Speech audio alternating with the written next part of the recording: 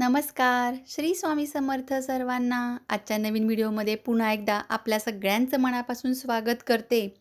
कोजागिरी पौर्णिमेला 7, 11 किंवा 21 पिवळ्या कवड्यांचा आपल्याला उपाय हा न विसरता करायचा आहे. कारण कवडी ही माता लक्ष्मीला अतिशय प्रिय आहे. कोजागिरी पौर्णिमेला खूप महत्त्व आहे. इतर येणाऱ्या पौर्णिमेपेक्षा या पौर्णिमेला खूप महत्त्व आहे. पौराणिक कथेनुसार या दिवशी देवी लक्ष्मी समुद्र मंथनातून प्रकट झाली असं मानलं जातं. म्हणूनच या दिवसाला लक्ष्मीचा जन्मदिवस देखील म्हणतात. त्यामुळे आजच्या दिवशी जागरणाला देखील तितकं महत्त्व आहे. कोजागिरती म्हणजे काय? तर या पौर्णिमेच्या रात्री कोण कोण जागृत आहे असा याचा अर्थ होतो. कारण माता लक्ष्मी ही पृथ्वीवरती भ्रमण करत येत असते आणि येताना एकटी येत नाही, तर सोबत कुबेर, इंद्र यांसोबत ती येत असते. कुबेर देवता जेव्हा येतात तेव्हा ते धनाचे दरवाजे नक्कीच आपल्यासाठी खोलतात आणि माता लक्ष्मीचं आगमन होतं. मग अशाच या कोजागिरीबद्दल आज आपण माहिती जाणून घेणार आहोत. म्हणूनच व्हिडिओ शेवटपर्यंत लक्षपूर्वक नीट ऐका. काळजीपूर्वक सांगितलेले उपाय लिहून घ्या म्हणजे विसरायला नको. कारण हे उपाय मी एकदम साधे आणि सोपे नेहमीप्रमाणे सगळ्यांना करता येतील अशा प्रकारे सांगत असते. आजच्या दिवशी असे मानलं जातं की अमृत वर्षाव हा चंद्र करत असतो. कारण चंद्र हा त्याच्या 16 कलांनी परिपूर्ण असतो आणि या 16 कलांनी युक्त अशी चंद्राची किरणं विशेष अमृतमयी गुणांनी युक्त असतात. यासोबतच श्रीकृष्ण 16 कलांचे अवतार मानलेले आहेत. म्हणूनच आजच्या दिवशी मी मागच्या व्हिडिओत देखील तुम्हाला सांगितलेलं आहे, जितके तुमच्या घरामध्ये आयुर्वेदिक किंवा होमिओपॅथिक औषधं आहेत जी तुम्हाला तुम्ही करता किंवा वयस्कर वयोवृद्ध लोक आहेत, लहान मुलं आहे, अशा सगळ्यांची औषधं एका ट्रेमध्ये तुम्ही ठेवायची आहेत. यासोबतच क्रिस्टल्स यूज करताय, ब्रेसलेट यूज करताय, तर ते देखील चंद्राच्या प्रकाशात आजच्या दिवशी ठेवायचे आहेत. एवढंच नाही तर आपले देवी देवता ज्या मूर्ती आहेत आपल्या देवाऱ्यामध्ये, त्यांना देखील या 16 कलांनी परिपूर्ण असणारा अमृत वर्षाव जो चंद्र वर्षाव करत आहे या पृथ्वीवर, तेव्हा त्यांना देखील या वर्षावाचं स्नान मिळावं यासाठी त्यांना देखील एका ताम्हणामध्ये ठेवायचं आहे. मग किती वेळ ठेवायचं आहे? तर 12 वाजता बरोबर हे सगळं आपण ट्रेमध्ये ठेवायचं. यासोबतच दूध बनवण्याला का महत्त्व आहे? तर दूध हे आहे शुक्र ग्रहाचं प्रतीक. माता लक्ष्मीला आवडणारं असं हे दूध मसालेदार बनवलं जातं. मसाले म्हणजे बघा सगळे विलायची ही माता लक्ष्मीला प्रिय आहे. शुक्र ग्रह रिप्रेझेंट करते. दालचिनी यासोबत साखर आणि केसर हे गुरु स्ट्रॉंग करण्यासाठी म्हणजेच विष्णुदेवांचं प्रतीक. तर या सगळ्या गोष्टी त्यामध्ये आपण ॲड करत असतो. साहजिकच माता लक्ष्मीला आकर्षित करण्यासोबत गुरु देखील म्हणजे विष्णुदेव देखील सोबत येतात. कुबेरांना देखील पिवळ्या गोष्टी, पांढऱ्या गोष्टीच आवडतात. इंद्रदेवांना देखील प्रसन्न केलं जातं. असं म्हटलं जातं आजच्या दिवशी माता लक्ष्मी कुबेर आणि इंद्रदेवांसोबत तर येतेच, पण यासोबत माता लक्ष्मीची बहीण जिला अक्का किंवा अलक्ष्मी म्हटलं जातं, पण ती देखील खूप जागरूक असते आजच्या दिवशी. ती नेमकी बघत असते की आजच्या दिवशी कोण आहे जे घरामध्ये अस्ताव्यस्त आहे, चिडचिड, भांडणं आहेत, राग, लोभ, द्वेष आहे, त्यांच्या घरी तिला यायचं असतं. यासोबत जे रात्री जागरण करत नाही आहे, पूजा करत नाही आहेत, आनंद उत्सव साजरा करत नाही आहे लक्ष्मी मातेचा, त्यांच्या घरात ती जाते.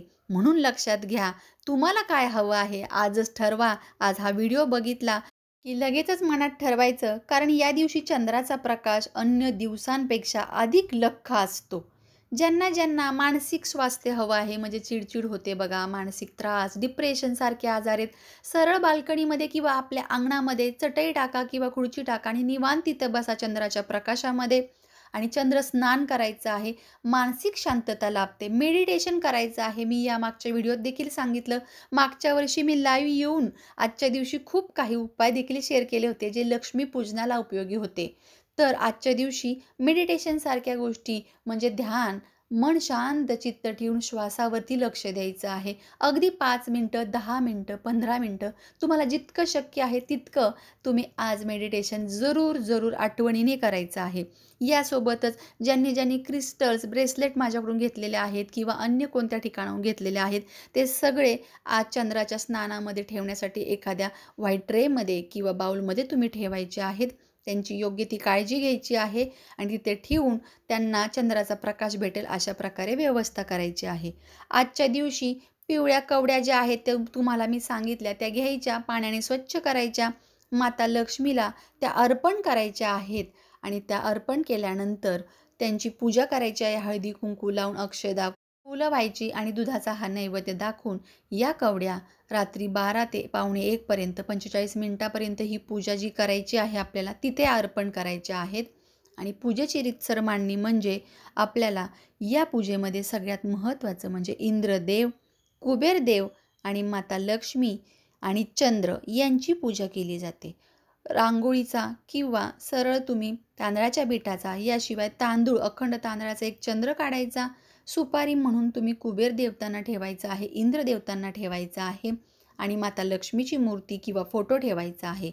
इतकी साधी सोपी पद्धत आहे. काही ठिकाणी इंद्र देवतांना कलश म्हणून स्थापन केलं जातं. मग या कलशामध्ये आपल्याला काय करायचं आहे, पाणी भरून घ्यायचं, हळदी कुंकू यांची 5 बोटं ओढायची, स्वस्तिक काढायचं, अक्षदा, नाणं आणि सुपारी त्या कलशामध्ये टाकून आंब्याचा डहाळा त्यावर ठेवायचा आहे आणि एक फूल अर्पण करायचं आहे. बऱ्याच ठिकाणी कलश स्थापन केला जात नाही, तर एक सुपारी मांडली जाते अगदी साध्या सोप्या पद्धतीने, ते देखील चालतं आणि दुधाचा हा नैवेद्य दाखवायचा. लक्ष्मी मातेचा मंत्र म्हणायचा, यासोबतच कुबेर देवतांचा देखील मंत्र म्हणायचा आहे. आर्थिक सुधारणा करण्यासाठी, उत्पन्नाचे नवनवीन मार्ग मिळवण्यासाठी, आपल्या कामामध्ये येणारे अडथळे नष्ट होऊन समृद्धीचा मार्ग मिळावा यासाठी कुबेर मंत्राचा जप फायदेशीर मानला जातो. तो मंत्र काय आहे तर तो मंत्र लिहून घ्या. ओम श्रीम ह्रीम क्लीम ह्रीम श्री वित्तेश्वराय नमः हा मंत्र आहे. हा मंत्र लिहून घ्या. यासोबतच लक्ष्मी मातेचा लक्ष्मी गायत्री मंत्र म्हणू शकता किंवा लक्ष्मी मातेचा बीज मंत्र श्रीम श्रीम श्रीम हा म्हणायचा आहे. 11 माळा जमल्या तर अतिउत्तम, नाही जमल्या तर कमीत कमी तुम्ही 3 माळा या जप जरूर करायच्या आहेत. यासोबतच इतर मंत्र जो विष्णू गायत्री मंत्र तो देखील म्हणता येतो. जास्तीत जास्त जितकं तुम्ही आजच्या दिवशी लक्ष्मी मातेला आपल्या घरी आमंत्रण देताल तितकं चांगल्या प्रकारे तुमचं लक्ष्मीपूजन होणार आहे. हो, आणि लक्ष्मी मातेला आमंत्रण कसं द्यायचं आहे तर आजच्या दिवशी जेव्हा आपण पूजा वगैरे व्यवस्थित मांडणी करणार आहोत, बाहेर चंद्राच्या प्रकाशात हात जोडून चंद्रदेवांना अर्घ्य द्यायचं आहे आणि सांगायचं आहे की माता लक्ष्मीला तू माझ्या घरी दिवाळीच्या दिवशी लक्ष्मीपूजनाला भरभरून अष्टलक्ष्मींना घेऊन ये. 8 दिशांमधून माझ्या घरी अखंडित सुख संपत्ती आरोग्य लाभू दे. आणि चंद्रदेवांना देखील म्हणायचं आहे की माझा हा निरोप लक्ष्मी मातेला तुम्ही देखील जरूर द्या, अशी म्हणायची आहे प्रार्थना.